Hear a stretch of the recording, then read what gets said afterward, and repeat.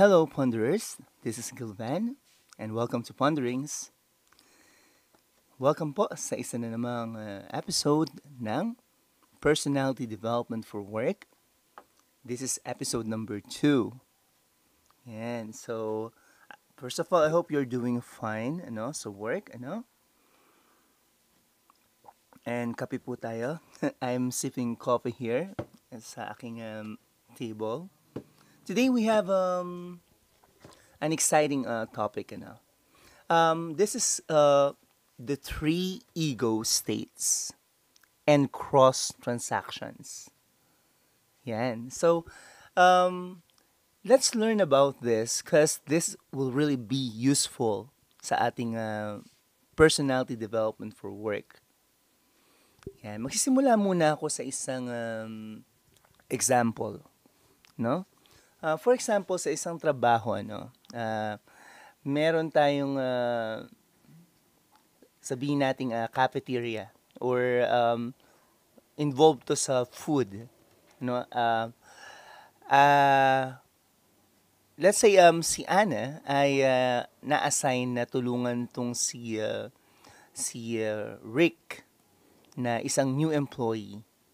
So ang ginagawa ni Ana ay talagang sinuseryoso niya yung pagtulong dito kay Rick. So simula pa lang binibigyan niya ng detalyadong instruksyon kung paano i-operate yung cash register. Sinuturuan niya pa kung paano maghiwa ng pie, paano mag-serve, paano mag-arrange ng vegetable at karne, mga meat toppings sa plato. And lahat kahit yung mga simpleng task. Yan. So, plus, pinapanood niya pa itong si Rick na at a distance, kapag nagkatrabaho si Rick. At nire-remind niya lagi na pag may ginawa kang mali, at sa pamamaraan mo, naririto lang ako para punahin yan, para tignan yan. Okay. So, ang tanong dito, may posibilidad ba na magkaroon ng hindi pagkakaunawaan ang dalawang ito? Itong dalawang colleagues na ito. Yan, so isip-isip tayo, ponderers. Yan. Ang sagot ay oo naman. Yan, kasi maaring magkaiba yung states nila, yung ego states nila. No? Ang isa ay parent ego state, no? Yung si Ana, no? Or else, nakalimutan ko yung pangalan. Yung nagtumutulong doon kay Rick, parent ego state ang tawag dyan. And ito namang si Rick ay maaring, adult ego, At kung ganun man, hindi niya talaga magugustuhan. Hindi niya magugustuhan yung trato sa kanya. Kahit yung isa ay gusto lang namang tumulong, Paliwanag natin yan, yung mga ego states, So, ang ego states, tinatawag din niyang inner self. Lahat tayo raw ay may ganyan, ayon sa mga psychologists, ang ating psychologist na panggagalingan dito sa episode na ito, ay ang mga ideya ni Dr. Eric Berne. Para sa kanya, meron daw 3 ego states sa atin. Ito yung child ego state, yung masayahin, yung parang yung bata, positive, full of energy, mabiro, explorer. Nandun din naman yung negative side like pag hindi nakuha yung gusto, nagagalit, hindi marunong mag-antay, and padaskul-daskul ang kilos, inconsiderate sa feelings ng iba. So that is called the child ego state. Ang pangalawang ego state naman ay yung parental or parent ego state. Ito yung mga nakuha pa natin sa mga magulang natin, alalahanin mo yung mga sinasabi ng magulang sa'yo, ikaw masyado kang padaskol-daskol ang kilos mo, mag-iingat ka sa sarili mo, yung mga payo para sa kabutihan natin, or yung mga bagay na hindi gusto ng magulang natin. For example, oh, ano ka na, 10 years old ka na, hindi mo pa alam yan? Dapat alam mo na yan. Ganun na rin yung mga sermon, ano? Ang tawag dyan ay parent ego state. So, meron daw tayo niyan, ayon kay Dr. Byrne. At ang isa pa ay tinatawag na adult ego state. Ito yung rational. Ito yung marunong ng mag-isip ng malalim, marunong mag-spend ng time para i-deliberate ang pagpapasya, ano? At ito ay factual, ano? Hindi base sa feelings, ano? At result-oriented. So, dun sa tatlong states na to, dapat daw ang may control ay yung adult ego state. Hindi yung bata, hindi rin yung parental. Ano? So, alamin natin yan sa pamamagitan ng pagbibigay ko ng mga examples pa.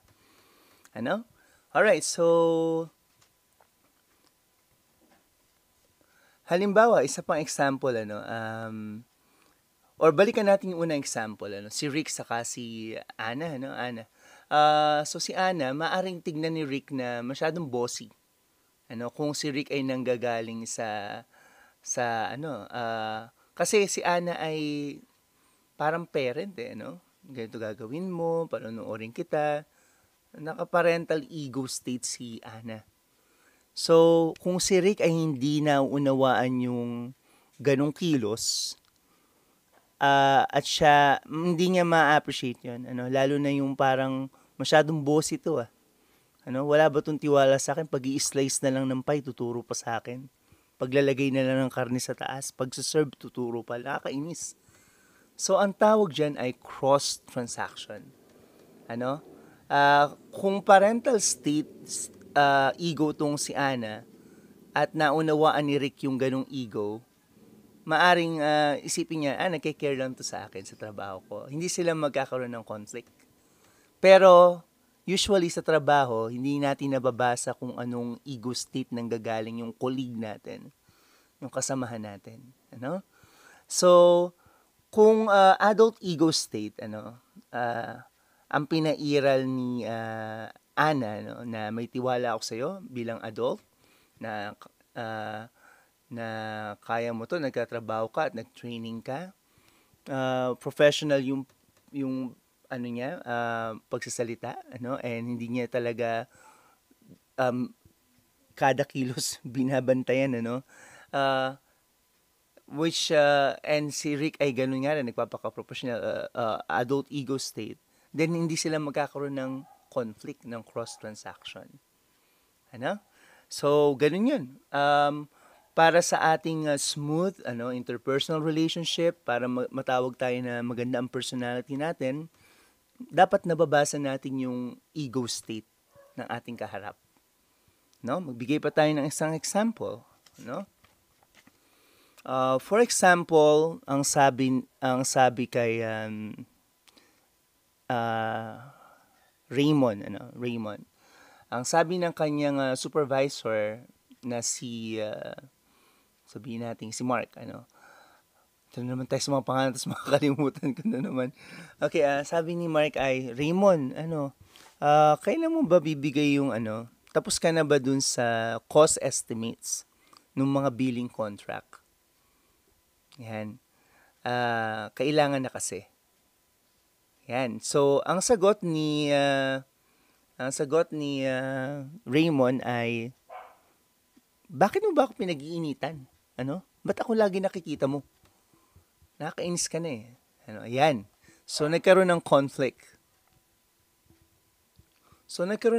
Kasi hindi nga naman sila nagkabasahan ng ego state. Etong supervisor ay nagka-come from the adult ego state. Kailangan sa trabaho yan. Deadline siya Kailangan natin yan. Ngayon, ang pagkakaintindi naman nitong si Raymond, na pinag-iinitan siya, yun ay child ego state. Ganun ng child, pinag-iinitan mo ko, hindi mature, So, bilang workers, we got to really learn how to read kung saan ego state nang gagaling yung kausap natin. So, mainis yun. Maganda sagot niya doon? Well, pwede siya sumagot na, oo, sige, papasa ko yan. Pwede ba akong bigyan ng 20 minutes, ano? Medyo nagkapatong-patong lang kasi yung ibang trabaho. Pero I'll give it to you in 20 minutes. Yan ay adult ego state kasi nagbibigay ka ng rational na explanation and nagbibigay ka ng time na bibigay mo yung output, ano, yung hinihingi sa'yo. So, kung adult ego state ang inyong kaharap, dapat adult ego state din ang itutugon mo, yung personality mo. Halimbawa naman, isa pang example, again, para maiwasan yung cross-transaction, yung X na, o pagkakabangga ng mga states, ano. Kung parental state din, ano. Kung adult ego state din. Kung child ego state din. Tungo tayo sa child ego state, ano. Example, yung kasamaan mo, biniro ka, ano, nag-joke ka, ano. And then ang sagot mo ay seryoso. Alright? Nagkaroon kaya ng cross-transaction? Oo, nagkaroon ng cross-transaction. Kasi, nanggaling siya sa child ego state, ano, yung mabiro, ano, carefree, light. So, kung sasagutin mo yun ng seryoso, ano magiging tingin sa personality sa iyo ng mga kasamahan mo? Well, ang magiging tingin sa personality mo ay dry, ano, kaya walang sense of humor. So again, kailangan marunong tayong bumasa, no, bilang workers, ano, para matawag tayong may magandang personality, ano, sa work. We must learn how to read kung saan ego state nang gagaling, ano. Ngayon, kung seryosong bagay naman ang gagaling sa adult ego state, pwede ba natin sagutin ng pabiro? Hindi. Magkakaroon ng cross-transaction. Kasi adult ego state, seryoso yung tanong, seryoso yung usapan, then magpapatawa ka, you will be seen as unprofessional. No?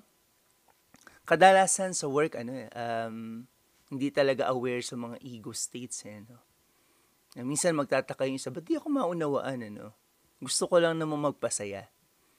Or gusto ko lang maging thoughtful. For example, yung birthdays, ano, sa GC. Ini-broadcast siya, no? Happy birthday! If you're 400 employees, so in a month, ilang birthdays yan, ano, in a year. And they're coming from which ego state? Yung nagbumabate. Parental ego state, parent ego state, yung pagiging careful, caring, thoughtful. Pero, yung iba ay nanggagaling din ba dun sa parent ego state? Bawa, nasa bahay ka, nagpapahinga ka. Pagod ka sa work and then tutunog yung cellphone. Baka importanteng message to, I have to see this, and then, you see it, happy birthday.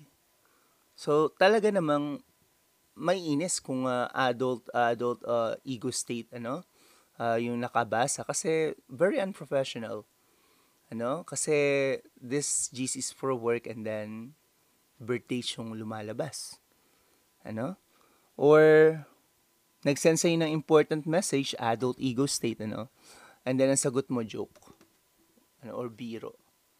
So nagkakaroon ng cross transaction. Your personality will be seen as napaka naman itong taong to, hindi professional, or napaka dry naman itong taong to. So for us to have a great personality development, for work, kailangan sabi dito, sa ating sinasabi, ay mula kay Dr. Eric Berne, dapat nagmi-meet ng tama yung mga ego states, Marunong dapat tayong bumasa kung anong ego states ng ating kaharap, no? Okay, magbigay pa tayo ng isang example,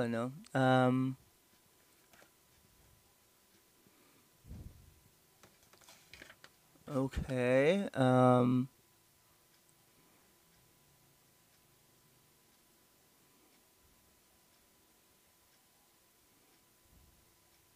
Teka lang, ha? Okay. Let me just, teka lang, maano lang tong kape ko, ano? Hold on. Okay, I'm back. Pasensya na. We just sip coffee, ano? Yan. Alright, so example, si Julia and si Caroline. Yan. So sila ay nagkatrabaho sa, sabihin natin, shipping department, ano? Kung saan ay nagsosort at nagdi-distribute, okay, yung kanilang sector. Alright, para kay Caroline, si Julie ay medyo troubled, para may problema. Para kasing tulala, kumbaga wala sa focus, naka-stare sa wall, ano. And then ang sinabi ni Caroline ay ang sabi ni Caroline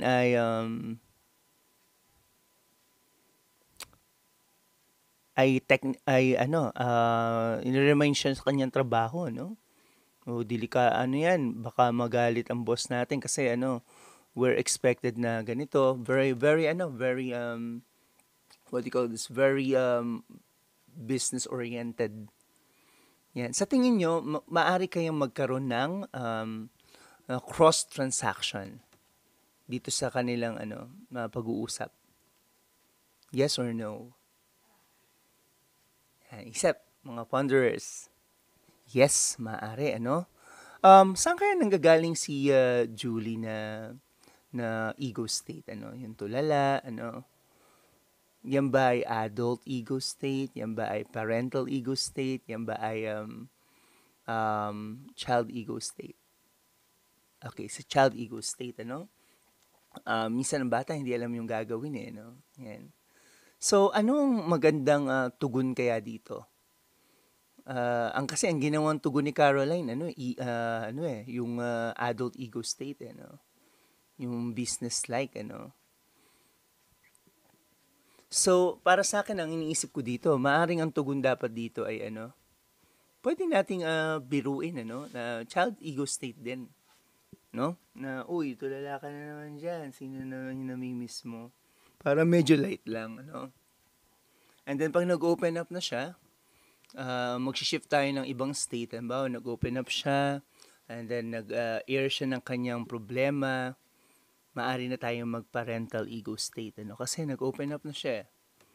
And then after that, pag nakita mo na yung point niya and willing siya to accept advice, then we can go back to the work, na teka, may ginagawa tayo dito, baka maapektuhan yan.